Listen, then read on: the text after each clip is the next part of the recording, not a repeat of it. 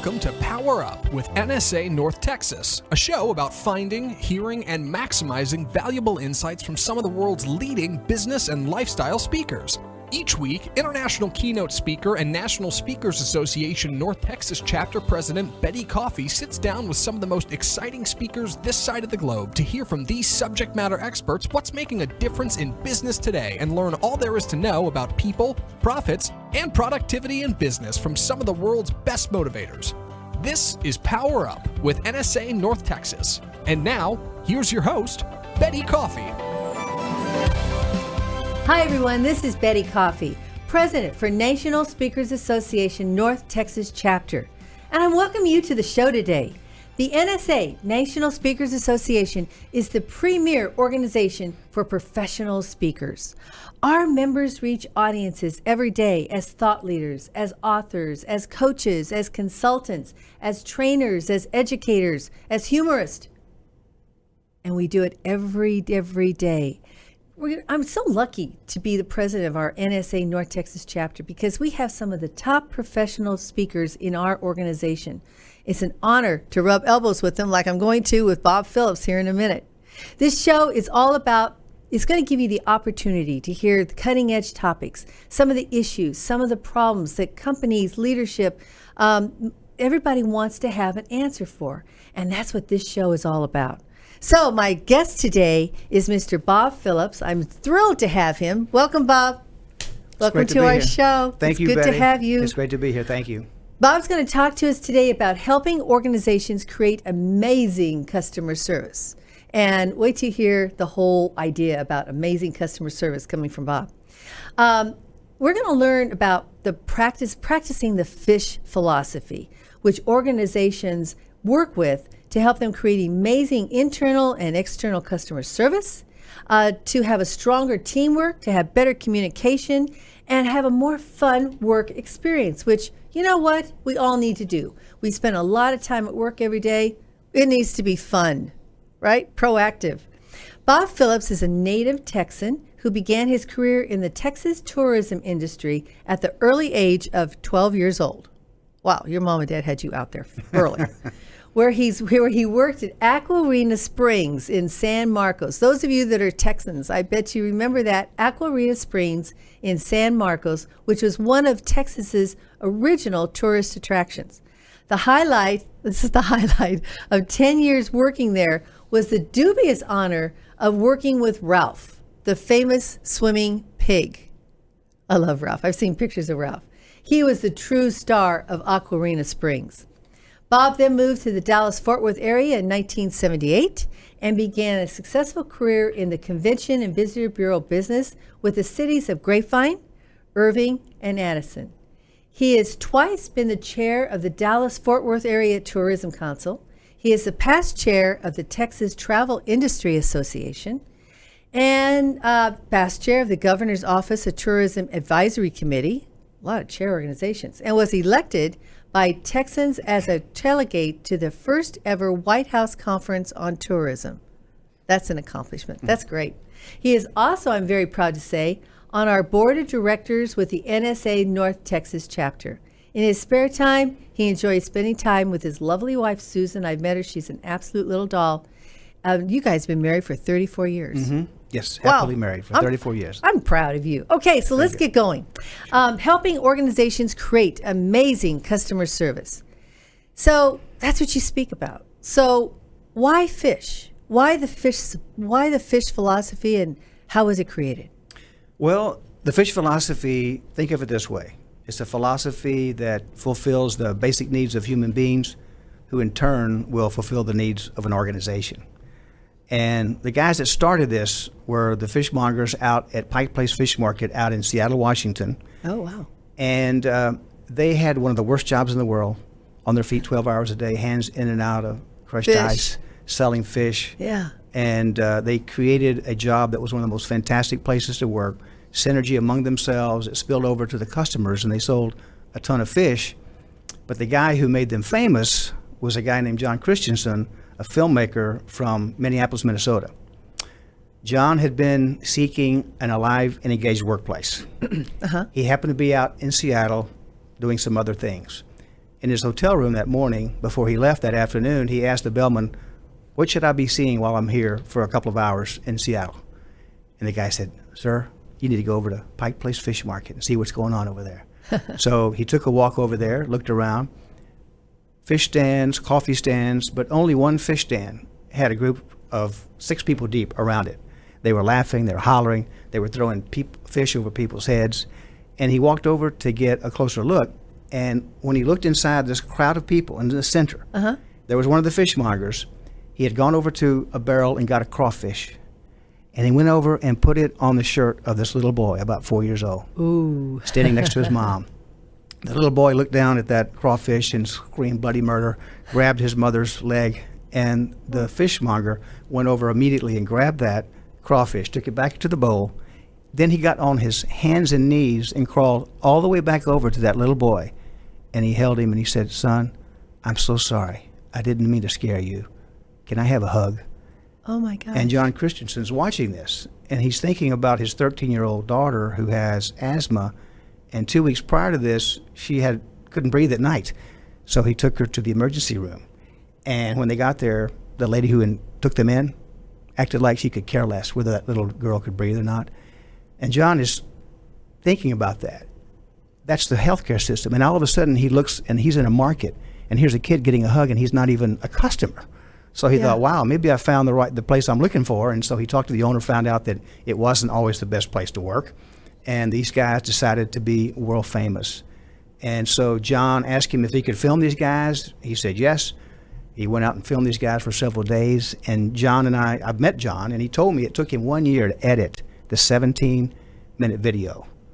And he saw in there that these guys do 4 things, 4 practices that anybody can do in any job, in any environment. And that's what created the fish philosophy. That is, my gosh, that's heart-rendering. But that is such a true statement that when you put yourself out there and you become vulnerable, you create phenomenal customer service. Just that story is all about customer service. Wow, that's beautiful. I love that. So okay, you mentioned it. What's the fish philosophy? Well, it has 4 different practices. And before we go on, I wanted to mention that when this video that this guy did, John Christensen, it became world famous. It had been seen in 30 countries. It's the most watched video of all time. And 80% of the Fortune 500 companies have utilized the fish philosophy because it's so powerful. It's so powerful. Wasn't that in a book? I remember a book by John Peters. Yes. Wasn't that In Search of Excellence? I think it might have been mentioned in there. I think he mentioned the fish philosophy and exactly what you're talking about in the book, In Search for Excellence. Oh, yeah. That was phenomenal. Yeah. Wow. Okay, so talk to me about the fish philosophy. Well, the 4 practices I was telling you about is be there, play, make their day, and choose your attitude. Oh, my gosh. What are they again? First one? Be there, play, make their day, and choose your attitude. That's it. Very simple. It's not rocket science. It's very simple. Yeah.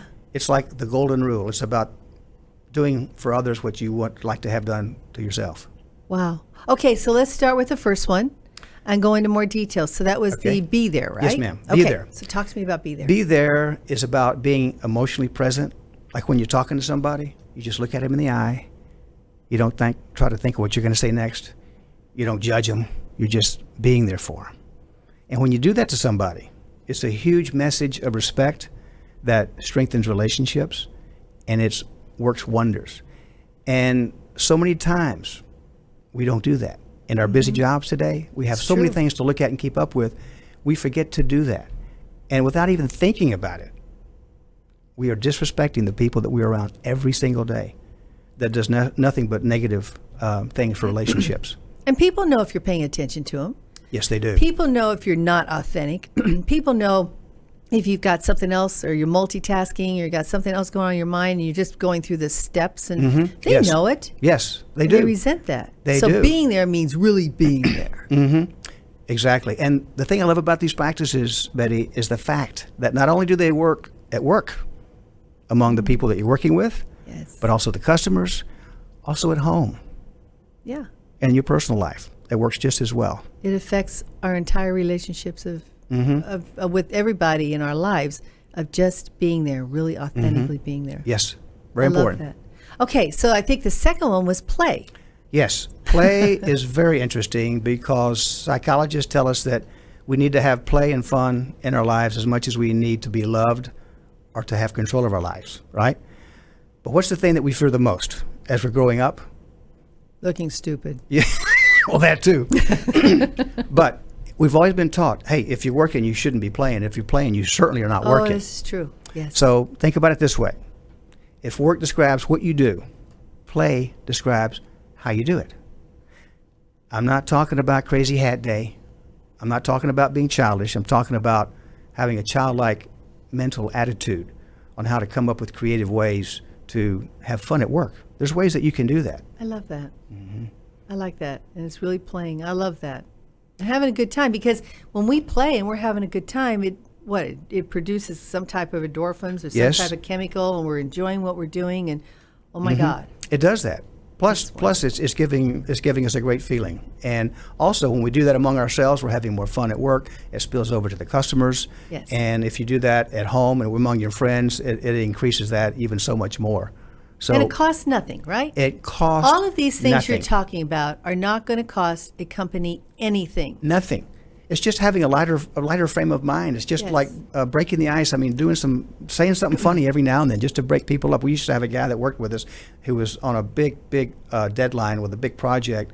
And 2 months prior to this, he had been interviewed by the city. And they asked us certain questions, what's your favorite vacation place and what's your favorite breakfast? And they asked him, what is your dream job? And he said, I have my dream job. And we all knew that he was kissing up, right? So fast forward to this time when he's undergoing this unbelievable pressure to get this job finished on time. He's pulling out his hair. He's fuming up and down the hallway. When one of our employees sees this, they stick their head out the door and go, hey, Rob, living the dream, baby, living the dream. And so everybody cracked up. He cracked up. And so just little things like that can make your day go so much better. I think we're too serious sometimes. We are. No matter what we're doing, we take it too serious. Too seriously. My wife always says, if nobody dies, it's not an emergency. This is true. This is true. No dead bodies right now. We're okay. That's right. Okay. Talk to me about the third philosophy. Make their day. Uh-huh. Make their day is doing something for somebody else when they least expect it. Gotcha. And when you do something like that, it shows that you value that person. It shows that you're recognizing that person. And none of us get enough recognition. This is true. It could be something as simple as opening the door, taking them coffee, bringing them to lunch, taking them to lunch. And anything you do for somebody, they are going to feel valued and appreciated. When you know that person a little better, then you know exactly what they like. You know exactly what kind of coffee they like, where they want to be taken for lunch. And the more you do that, the more valued they feel. And sometimes we think we know what the other person likes. For instance, growing up, the red rose was the big deal. Red rose. If you have a sweetheart on Valentine's Day, you give her red roses. Yep. On their birthday, red rose, red rose, red rose, red rose, right? When I'm doing my classes, I'll take a room of 50 people, 80% are ladies. And I say, gentlemen, if you don't already know this, keep your eyes open. Ladies, how many of you in here, if the red rose is your favorite flower, raise your hand. Nobody raises their hand. Nobody. And some of the guys are having their mouths wide open and going, oh my gosh, I didn't realize that. And I tell them, I said, I've made that same mistake for the first 5 years of my marriage. I didn't realize that the red rose was not Susan's favorite flower. She always loved what I did for her. But when I realized what it was, her favorite flower, excuse me, she felt so much more valued. Interesting. Well, the sales of red roses have just plummeted. Well, sorry about that. Sorry about that. And all the guys who may feel a little crazy right now about just learning that fact. Yeah. Okay, so you make their day. You make them feel special. You listen. You're there. What's the next? The next one, and very, very important, is choose your attitude. Oh, yes. And choosing your attitude has to do with being aware of the attitude that you have right now, right? Mm-hmm. And then ask yourself, is this the attitude I need to create a better life for myself? Is this the attitude I need to reach my goals or my organizational goals? And if it's not, you can change it just like that. your mind will do whatever you tell it to do. And if you want a different attitude, all you have to do is tell yourself that several times, and you will have this new attitude. And we should never be controlled by our attitude, right? No. If you do, then you're not. We have the opportunity to master that. That's right. If you don't do that, you're not in control of your life. You're allowing other people to control your life. And wouldn't it be nice, Betty, if when everybody came to work, if they could check their attitude at the door? Oh, yeah. Think about that. I have an exercise I do with people. Say that we're at a table of 7 people, and the exercise I do is I have one person leading the conversation. They're trying to solve an issue. Everybody at the table contributes to that conversation, just like they're having a staff meeting. Yes. Except everybody at the table has been dealt a card, and on the back of that card is an attitude, usually a bad one. And they're supposed to contribute to this conversation using that attitude. And this conversation doesn't go very far. And after it's over with, you ask people, how did that go? And they say, oh my gosh, that's just like our meetings at work. It just doesn't work. We never got anything done. So attitude is so important. And we all have that choice every day. So all 4 of these, as you said earlier, they're not rocket science. No. They're not rocket science. And if we remember these four things in both our personal and professional lives, our lives are going to be better. Mm-hmm. Oh, so much better. When I started doing this, when I started doing the training, I always thought I did these pretty well, right? But not really, I guess, because when I started doing this training, I could see a difference in our office. Just me alone doing these 4 fish practices, I couldn't believe the synergy and the energy that was created in the office. So I know firsthand, not just these 80% of Fortune 500 companies who are doing this. I mean, I learned personally that this does really work. If you just take a little time and think about other people more than you think about yourself. And if you think about those other people more than you think about yourself, your life will change so much for the better. Yes. So much for the better. I've noticed you do that in our meetings. Bob is on our board of directors of National Speakers Association North Texas chapter, and when we have an issue coming up, and tempers, feelings could be flying or whatever, you always come in, and you always smooth it out, and you do it. Now I know what you're doing. You're using your 4 fish philosophies. But yeah, you do that. I've noticed that now that we're thinking about it. Yeah, interesting. So what qualifies? I know there's not too many fish instructors. No, or certified in fish. No, there's not. And there's just a handful of us out there. I'm the only one in Texas, and probably just maybe 3 or 4 in the country. And but I have been. I'm a certified fish philosophy trainer. I went up to Minneapolis and I went through their training. And I think being in the hospitality business all my life really teaches me about customer service and what you should expect. And I've been on both sides of that, right? I've been a traveler, getting the service given to me, and also I've been able to give services to people that I come into contact with. So customer service has always been important in my life. Because that's, if you don't have good customer service, then your business is not going to be. You're not going to be any good. Your business isn't going to be any good. No. No, you're going to become obsolete very soon. Exactly. Right. So how do you keep the fish philosophy and the fish program? I know is over 20 years old. Yes. So talk to me about how you keep it fresh. How do you keep your fish fresh? Yeah, right. Not always easy. Not easy. We know the cool thing I like about fish is that it has universal human truths about it. Human nature never changes, right? Human nature never changes. It's all about how we treat our fellow man, and that will never change. So the fish philosophy is always going to be relevant. I know organizations are out there, they're always looking for the next shiny thing. Well, what that means is that the last shiny thing they didn't pay much attention to, or it didn't work very well for them. Right. But if people would just stick to one thing, and the fish philosophy is one of those that was shiny 20 years ago, but it's still shiny today. I love it. And you walk you walk the talk and talk and walk and talk. But you do that because I know that you embody these principles in your life. I love that. Thank you. What can our audience expect when they want to work with you? When they want to reach out to you and say, okay, so you are a master fish guy. So what can they expect when they call Bob and they say, I want to work with you now? What are our options?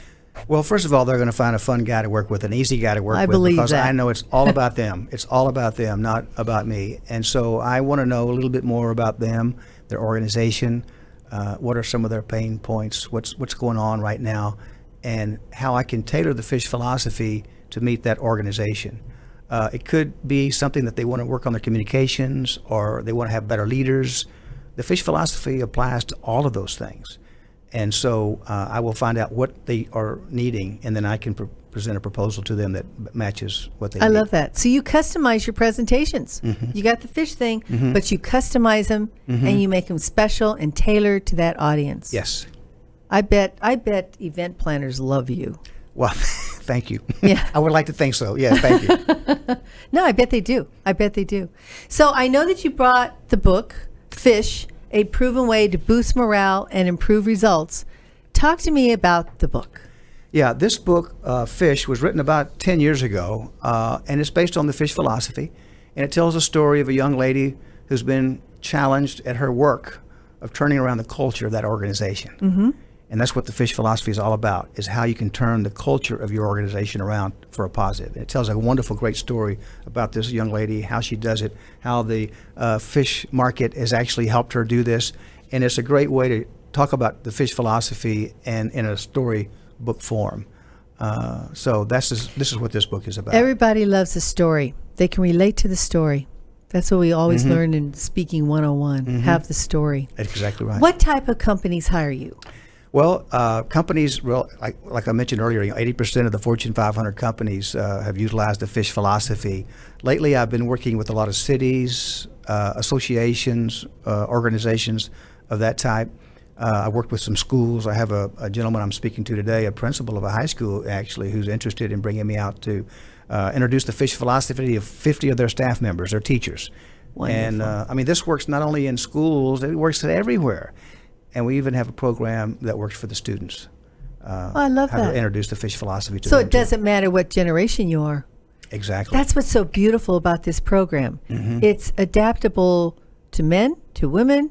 Doesn't matter what your demographics are. Doesn't matter what your age is. Doesn't matter where you live, what country you're in. These are the basics, principles of getting along with people That's right. and making a difference. Yep. I love that. Okay, so if someone wants to find out more about the book and more about Mr. Bob Phillips and how to contact you, what is your website? My website is www.improvingyoursuccess.com. And for those that may not be looking at the monitor now, that success is SUCCESS, has 2 C's and 2 S's. I had to learn that myself when I created the company. Okay, so repeat that for me one more time. Website? www.improvingyoursuccess.com. Gotcha. And your email address? Email address is bob@improvingyoursuccess.com. Okay. And phone number, the good Phone old-fashioned number, way. Yes, 972-467-1965. I love it. I love it. It's been so much fun to have you on the program today. Well, I thank you. appreciate it. I love what you've said. And this is a book. This is a philosophy. This is a program that never gets old. And it's incredibly important for everybody. And I know you add so much to it. I know that. Oh, thanks. I'm positive you do. Thank you. Okay, so if you wanted to leave our audience today with a message that they can take with them and remember this and then call you, what's the message? I think one thing to keep in mind is that I'm out there helping bring human kindness back to the workplace. I think that's so important because we get so busy now. One person used to have one job. Now one person has 5 or 6 different jobs. And it's so important to have human kindness among our fellow workers and the people that we come into contact with, our customers. You are so correct. I love that. You're absolutely correct. I love it. Okay. All right. Well, Mr. Bob, it's been a privilege, pleasure, and honor to have you on our podcast today. Thank you. It's been a pleasure being here. Thank you, Betty, for having me. And thank you, everybody out there, for joining NSA North Texas Power Up. Power Up to be better, to be faster, to be stronger. I look forward to seeing you next week. Thanks, Bob. I'm going to go fish. I love fish. That sounds good. Let's do it together. Let's go fish. Yes.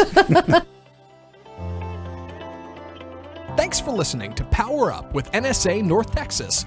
To find out more about today's guest or NSA North Texas, visit www.speaker.org. To find out more about Power Up, visit our Facebook page at www.facebook.com/groups/NSA North Texas. And to find out more about Betty, visit www.bettycoffeepresents.com.